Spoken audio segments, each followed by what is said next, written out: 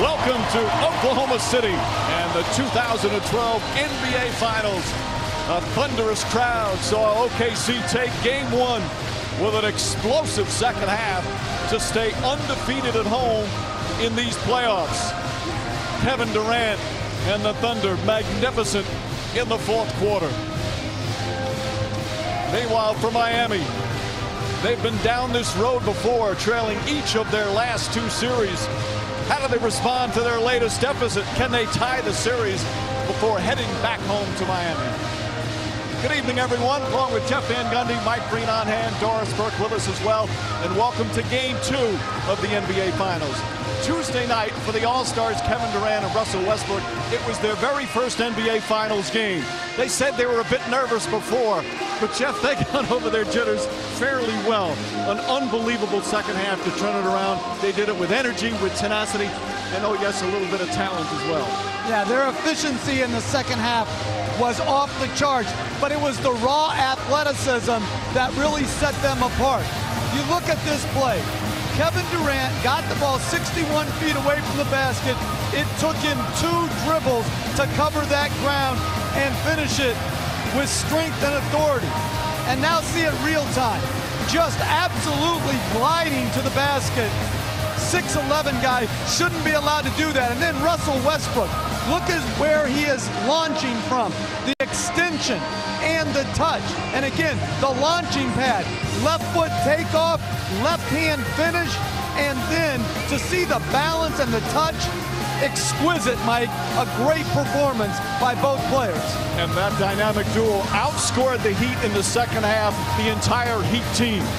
So the question now for Miami, how do they respond? As always for Miami, the play of Dwayne Wade is critical. It's that way every night. Now, he has had flashes of brilliance in these playoffs, but he's also had some subpar stretches. But for them to beat the Thunder, he has to be great, Jeff. Well, the demise of Dwayne Wade has been greatly exaggerated. This guy has to shoulder a heavy burden at both ends of the floor.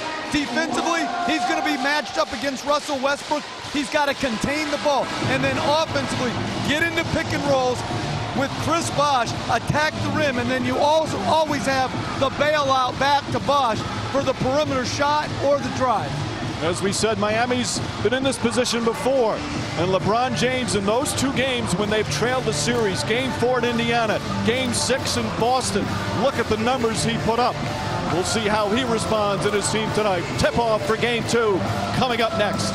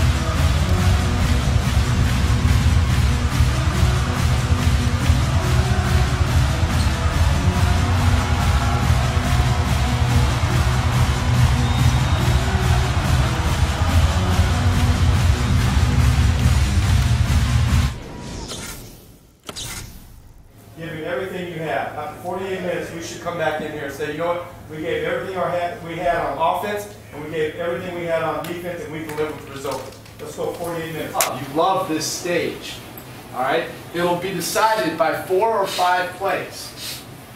You got to make sure your plays matter. Make every play matter. Conquer it. Conquer it, conquer them, okay? The Miami Heat, the more desperate team tonight after losing Game 1. And as you saw in the starting lineups, Chris Bosh back in with the starters as the ball goes out of bounds. Thunder ball. And this is the first time all season that these 5 started together, with Bosh at the 5 and Battier and LeBron James in the front court.